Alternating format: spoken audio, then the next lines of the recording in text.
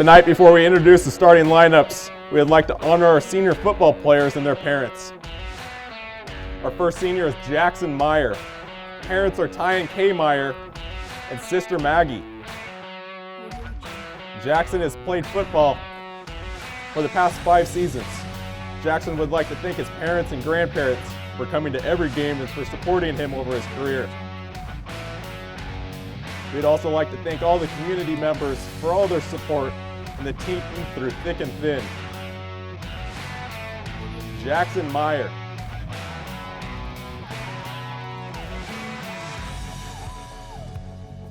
Tomorrow's gonna be our last night here. Last night being able to suit up under our lights. Suit up with Colton on your chest. This is real. You're on your last time playing for you guys, and then you're gonna miss it. It's something you have to cherish every time you go out there and leave it all out there, because you don't get opportunities like that every day. Let's get it. Time to go, time to go, time to go. Get it up. Get it up, let's go, let's go. Let's go, let's go.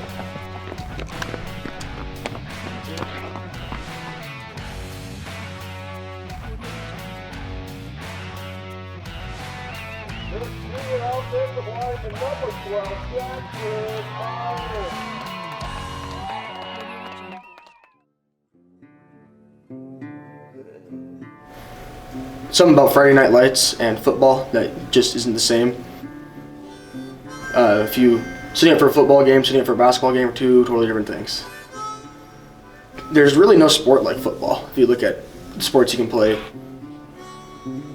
this is the one sport you basically try to kill the guy next to you and be just fine. That's what it is. And so it's there's just nothing like it. When you're putting pads on, it doesn't feel like you're going to play basketball. It feels like you're going out to suit up for battle, basically, in a way. It's just there's no feeling like it, and it's just that adrenaline rush when you get out on the field and the first hit. I always say you're never really ready to play until you get the first hit of the game, and then you're like, okay, now it's time to go.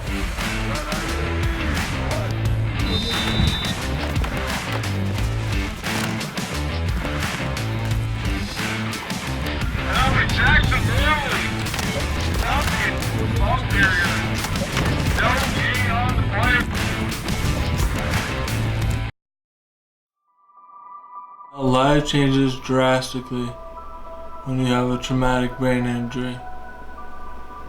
You go from being a hero to a zero in a matter of seconds. You thought you had friends, but then you find out a couple years later that they really weren't your friends. He's laying on the ground. I'm looking for the ambulance. It's not coming yet. Then I'm on the field with him. And he's down. His eyes are open. And I watched them roll back. And then he was unconscious. I was there shooting photos of the football game on the sideline around the Priest River side and the players. I didn't see the thing. I mean, I guess he got hurt or got hit hard and then brought out and then sent back in, as if I remember right. We didn't use the pictures, and looking at the pictures, however, me and the editor are looking at them at that time, the editor and publisher. And as the kid gets closer, he's noticing that one eye is bigger than the other one, like a brain injury kind of deal. And I didn't pick that up, and he did. And you're looking at his eye, and I'm like, oh, how about that? And so that's kind of how it was. It was obvious to me he was severely hurt. When I woke up, I thought I was still getting ready to play the game. I thought I was sneaking, but I wasn't. Imagine being 17 years old, going out on the field to play and have fun with your buddies. Had a lot going for me. Still do. But Just changed. a lot. Hey, you're trying to pull it together, remember? Don't work yourself up more. You can do it. Come on, I've seen you do it. What I lost hurts the most. I was a very popular kid. Everyone was my friend. Nope. Not after the injury. Bobby became the loser. That's it.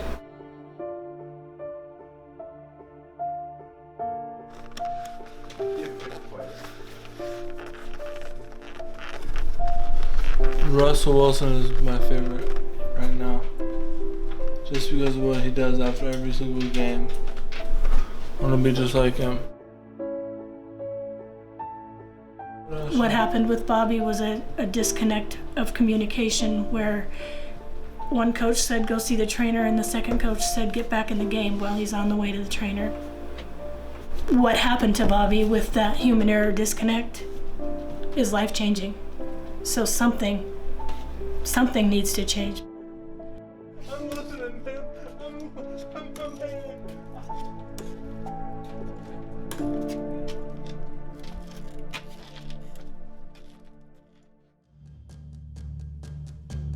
I've done some research with neck strength and its relationship to concussions. A concussion is an injury just like anything else. So it's the same as spraining your ankle. We're just better at allowing somebody to come back from their ankle injury. We seem to think since we can't see your head and your brain that you should just automatically recover. So I think the thing that goes wrong with concussions and the thing that makes concussions scary is because people don't do what they should do. It all starts with we need to get our symptoms back under control and at least return to baseline, and then we slowly add exercise back into their life. There's a huge mental component to taking a social 14-year-old and then suddenly put them in the room by themselves like that. And so now you start to get some depressive symptoms. They're isolated, they feel removed from their team. That's not good either. And so now you get a kid who's just kind of got multiple things going wrong all at the same time that could have been prevented if we wouldn't have maybe put them in a room and isolated them. Some people were like, you research concussions, why would you let your child play football? Again, I firmly believe football. There's a lot of great things about participating in sport, and again, a concussion is an injury like anything else. I kind of went with the rule if you got more than 3 in high school, then we probably needed to have a serious conversation about being done with playing sports. I feel like the benefits of playing organized sports are equally as important. So, I think you just have to be smart about anything we do.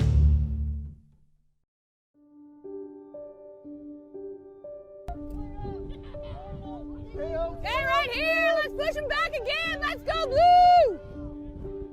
Get in there, 12!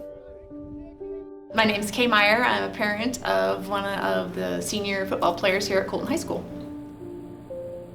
So there's a lot of great heritage. Friday night football was a big thing here, just because it's a small town and there's not a lot of other things happening, and so it was a really great community event.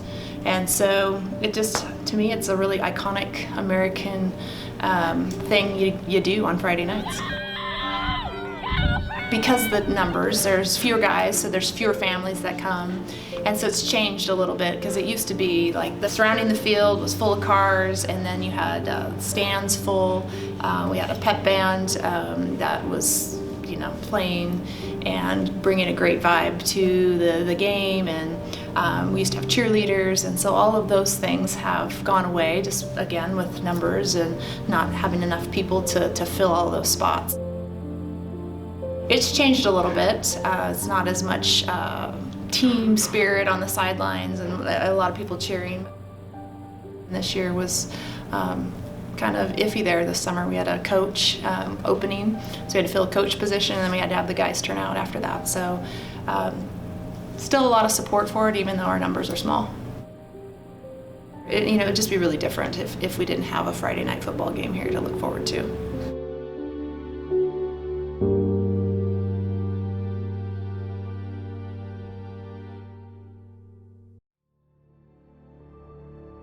Get up there, Chris, get up there. It's cool having 2 guys. It's because you really don't feel like you're the upperclassman. You feel like you're like everyone else. I never really liked when the seniors thought they were the big guys. I always thought that everyone does their own part equally, and so that's what I really like, is be able to have all the younger guys look up to you, but at the same time, everyone is equal, because you all have to do your fair share, especially in American football.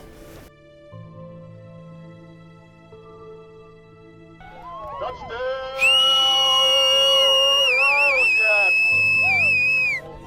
to go, Wildcats! Plowing forward once again. Kind of really does hit you that this is my last year, and you got to make every practice count you want. You have to get everything out of it.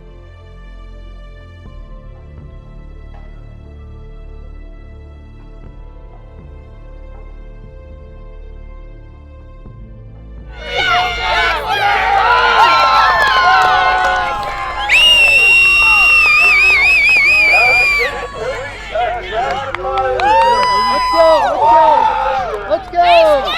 Way to go, boys! Let's go! Come on, off the field, Billy! That was awesome! And as the clock runs out, Way to go, Copeland!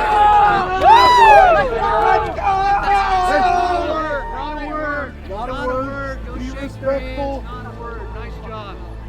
So we're still allowed to say hi, That was just a great way to end his season, his career.